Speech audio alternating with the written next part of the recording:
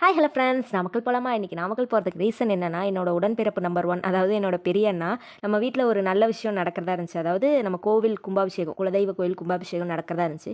அப்போ வந்து ஏதாவது எடுத்து தருவாங்கள்ல, எங்கள் அண்ணா கிட்ட, சின்ன அண்ணாட்ட வந்து எனக்கு ட்ரெஸ்ஸும் போதும், அமௌண்ட் கையில் கொடுத்துருன்னு சொல்லிட்டு அவங்க அமௌண்ட் கையில் கொடுத்துட்டாங்க. அந்த கும்பாபிஷேகம் வரதுக்குள்ளே நம்ம வீட்டில் ஒரு பேட் மூமெண்ட் நடந்ததுனால அண்ணா எதுவுமே எடுத்து தர முடியல. ஆனால் நான் வந்து பெரிய அண்ணாட்ட வந்து எனக்கு ட்ரெஸ்ஸிங் டேபிள் தான் வேணும்னு சொல்லி நான் கேட்டிருந்தேன். சரி, எனக்கு வரதுக்கு டைம் இல்லை, நீ செலக்ட் பண்ணிவிட்டு சொல்லு, நான் அமௌண்ட் அனுப்பிடுறேன்னு சொன்னாங்க. அதை செலக்ட் பண்ணுறதுக்காக தான் நாங்கள் இப்போ நாமக்கல் வந்தோம். என்னை பற்றி ரொம்ப நல்லா தெரிஞ்சதுனால ஹஸ்பண்டும் அம்மாவும் வந்து குடோனுக்கே கூட்டிகிட்டு வந்துட்டாங்க.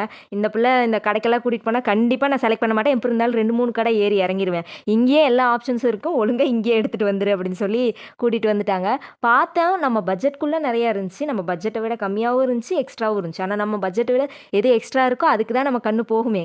என் கூட 2 பேர் வந்தாங்க. அவங்க சஜஷன் சொல்லுவாங்கன்னு பார்த்தா முடிவு தான் அப்படின்னு சொல்லிட்டாங்க. எனக்கு எதை சூஸ் பண்ணுறதுனே ஒரு ஐடியாவே இல்லாமல் நான் சொல்கிறதையும் இல்லை வேண்டாங்கிறாங்க. அப்புறம் ஃபைனலாக ஒன்றை மட்டும் எனக்கு ரொம்ப பிடிச்சிருக்கு, எனக்கு இதே தான் வேணும்னு சொல்லி ஃபைனல் பண்ணி அதுக்கு அட்வான்ஸ் அமௌண்ட்டையும் பே பண்ணிவிட்டு, அது இல்லாமல் நிறையா ஃபர்னிச்சர்ஸ் அழகழகாக சூப்பராக இருந்துச்சா, அதெல்லாமே நம்ம வீட்டில் இருக்குது. நான் சும்மா மட்டும் பார்த்துட்டு ஹஸ்பண்டை பாவமாக பார்த்தேன், பிச்சு புடுவ எல்லாமே இருக்குது வா அப்படின்னு சொன்னாங்க. அப்புறம் அம்மா சோஃபா பார்த்துட்டு இருந்தாங்க. மழை வேறு வந்துருச்சு, கொஞ்சம் நேரம் வெயிட் பண்ணிவிட்டு அப்புறம் வர்ற வழியில் செவ்வாழை பழம் வித்துட்டு இருந்துச்சு. கிலோ 80 ரூபா, சூப்பராக இருந்துச்சு. அதில் ஒரு 1.5 கிலோ வாங்கிட்டு அதுக்கப்புறம் இன்னொரு பழம் வந்து 5 ரூபா தான் அப்படின்னு சொல்லியிருந்தாங்க. அது வந்து கொஞ்சம் சின்ன சைஸாக இருந்துச்சு, அது இப்போதைக்கு சாப்பிட்றதுக்கு வாங்கிட்டு அப்புறம் பக்கத்துலேயே மாதுளம்பழமும் இருந்துச்சு, அது 1 கிலோ 150 ரூபான்னு சொன்னாங்க. அது ஒரு 2 கிலோ வாங்கிட்டு ஜாலியாக வீட்டுக்கு வந்தோமா.